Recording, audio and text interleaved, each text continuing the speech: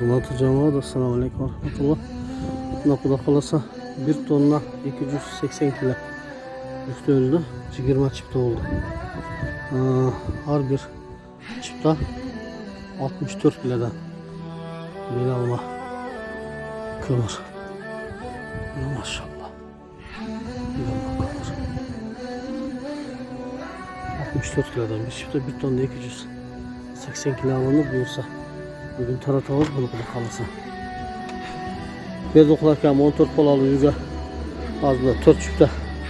4 çifte olmasa gömün taratavuz. Ece bir dua alıp koyalım surança. Amin.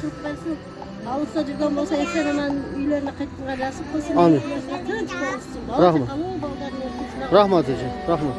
Assalamu aleykum ve rahmetullah. Eski baynağını can başında bunlar Borbor Meçhidimizin can başında gelmek bir tuğanımız kadar ağzımda. 4 çifte gömül verdik ya 240 kilo. Bir dua koysanız taksır. Allah razılığı için. Allah Teala çeksin maktalar olsun. Peygamber sallallahu aleyhi ve sellem salavatlar olsun. Amin.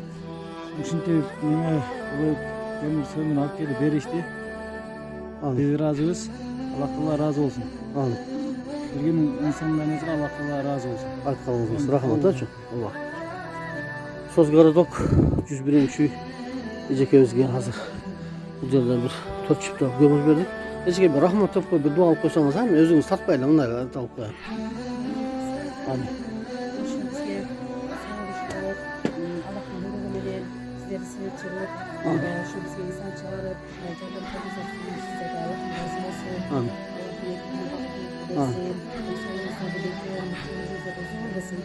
Sizlerge iyi gibi daim şunday evden kısmetinde şunday bir müşkül çektiğinde balda kızlarımızga muhtaç olan adamlarga daim başımızda sunup duruyoruzlar. Rahmet.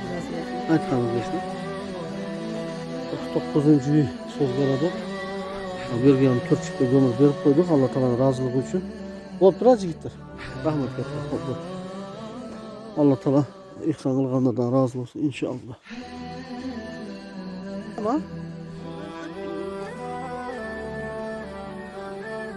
Ece şu ihsan kılganlara bir dua alıp koyunuz. Apalardan duaları gerek. Amin.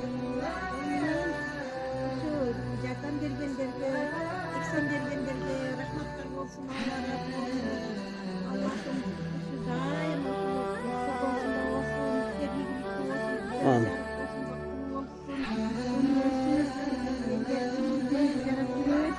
Amin. Aytkanınız olsun. Rahmet Ece. Amin.